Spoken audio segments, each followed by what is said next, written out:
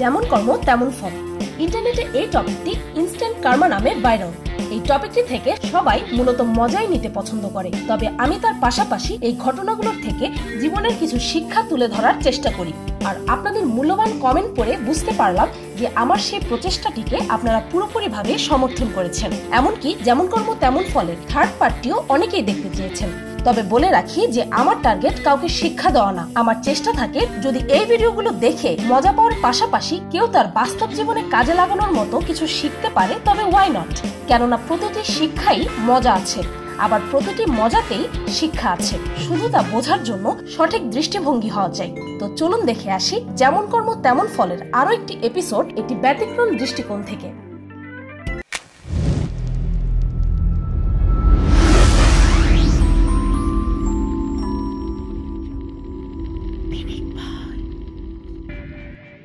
এই ভিডিওটিতে একটি পেট্রোল পাম্পে থাকা গাড়ি থেকে পাশে থাকা এক লোক অতি চালাকের সাথে একটি ব্যাগ চুরি করে ও নিজের বাইক নিয়ে সেখান থেকে পালানোর চেষ্টা করে। কিন্তু সৃষ্টিকর্তা যে সবার সাথে ন্যায় বিচার করে তা হয়তো এই মহাশয়ের জানা ছিল না, আর তার ফলস্বরূপ সে তার উপযুক্ত শাস্তি অবিলম্বে পেয়ে যায়।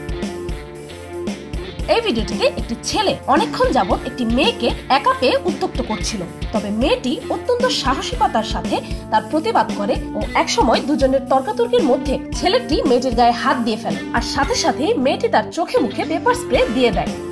নে এবার বুঝ মজা। আমাদের দেশেও বিশেষ করে বাস ও ট্রেনে মেয়েদের চলাফেরা করাটা আজকাল এতটাই মুশকিল হয়ে গেছে যে আমার মতে এখন থেকে সব মেয়েদেরই এ ধরনের পেপার স্প্রে সাথে রাখা দরকার। তবে বলে রাখি যে পেপার স্প্রে থাকলেই হবে না, নিজের সাহসিকতা ও আত্মসম্মান বজায় রাখার চিন্তাটাও থাকতে হবে। এই ফুটেজটিতে আমাদের জন্য অত্যন্ত গুরুত্বপূর্ণ একটি মেসেজ আছে। এখানে রাস্তার মাঝখানে গাড়ির ভেতর থেকে কেউ একজন একটি জুসের ক্যান রাস্তায় ফেলে দেয়। এই দেখে পাশের গাড়িতে থাকা একজন সচেতন নাগরিক রাস্তা থেকে সেই ক্যানটি উঠিয়ে সেই গাড়ির ভেতরে ঢুকিয়ে দেয়। তারপর পুনরায় সে গাড়ি থেকে ক্যানটি ছুঁড়ে মারে ও আবারও সেই লোকটি একই কাজ করে। তারপর তৃতীয়বারের মতো লোকটি একই কাজ করলে এবার আরো একজন সচেতন নাগরিক ক্যানটি তুলে সরাসরি কেয়ারলেস ও অভদ্র সেই গাড়ির মালিকের মুখে ছুঁড়ে মারে। একবার ভেবে দেখুন তো, নিজের চারপাশটাকে পরিষ্কার ও সুন্দর রাখার জন্য এরা কতটাই না সচেতন। এখানে আমাদের দেশের রাস্তাঘাটের আনাচে কানাচে ময়লা আবর্জনা ফেলতে আমরা এতটুকু দ্বিধাবোধ করি না। আর আমাদের দেশের রাস্তাঘাটে ডাস্টবিনের ব্যবস্থাও নেই, আর ডাস্টবিন থাকলেও তার আশেপাশেই জমে থাকে অনেক বড় বড় আবর্জনার স্তূপ। যেন আমাদের দেশের সরকার ও জনতা অপরিচ্ছন্নতায় বেঁচে থাকতে খুব খুশি। আফসোস, এখানে চলতি রাস্তায় একজন বাইকার ঘাড় ঘুরিয়ে পেছনে থাকা একটি গাড়ির ড্রাইভারকে অপদস্থ করার চেষ্টা করে, তবে শাস্তিও সে তৎক্ষণাৎ পেয়ে যায়। একেবারে উচিত শিক্ষা। একটি চলতি বাসে একটি ছেলে তার পাশে বসে থাকা অন্য এক ছেলের সাথে এক লজ্জাজনক কৃত্য করে, তবে তারপর সৃষ্টিকর্তা তার সাথে কি করে তা নিজেই দেখে নিন। যেমন কর্ম তেমন ফলের এগুলো হচ্ছে অত্যন্ত মজার কিছু উদাহরণ। সাহসটা কত বড়!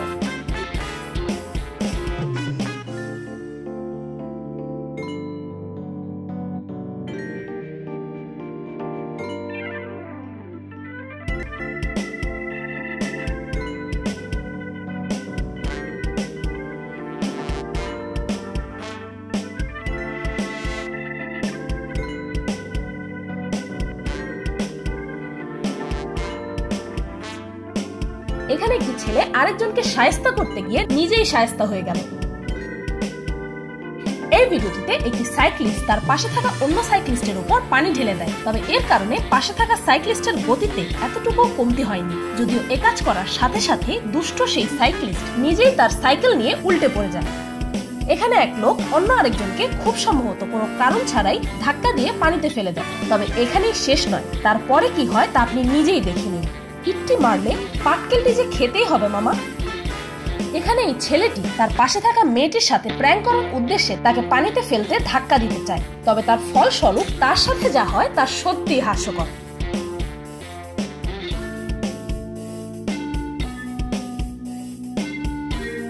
চলতি রাস্তায় এক বাইকার পাশে থাকা এই গাড়িটিকে এক লাথি মারে ও নিজেই বাইক সহ আছড়ে পড়ে মাটিতে।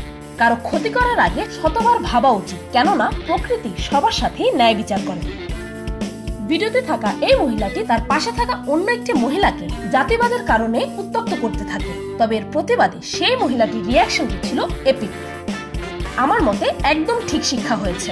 উন্নত এই সমাজে আজও কিছু কিছু মানুষকে মানুষ হিসেবে গণ্য না করে তার গায়ের রং, ধর্ম, জাতি ইত্যাদি দিয়ে যাচাই করে, আর সেই মূর্খ মানুষগুলোর এমনটাই শাস্তি হওয়া দরকার। এই ফুটেজটি আমার এই সম্পূর্ণ ভিডিওটির মধ্যে সবচাইতে পছন্দের। এখানে একটি বয়স্ক লোক রাস্তা পার হতে নেয়, আর তার সাহায্যে এই ট্রাফিক পুলিশ যা করলো তা সত্যি হৃদয় ছুঁয়ে যাওয়ার মতো। তিনি তার কাঁধে করে বৃদ্ধ সেই লোকটিকে সেফলি রাস্তা পার করে দেন।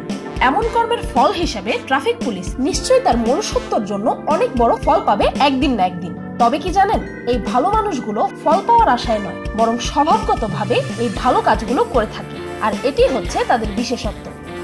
এই ভিডিওটির সেকেন্ড পার্টে 95% মানুষ অত্যন্ত ভালো কমেন্ট করলেও 5% মানুষ বলেছে যে কমেন্টারি না দিয়ে ভিডিওটা এভাবেই ছেড়ে দিলেই তো পারতেন, এত জ্ঞান দেওয়ার দরকার কি।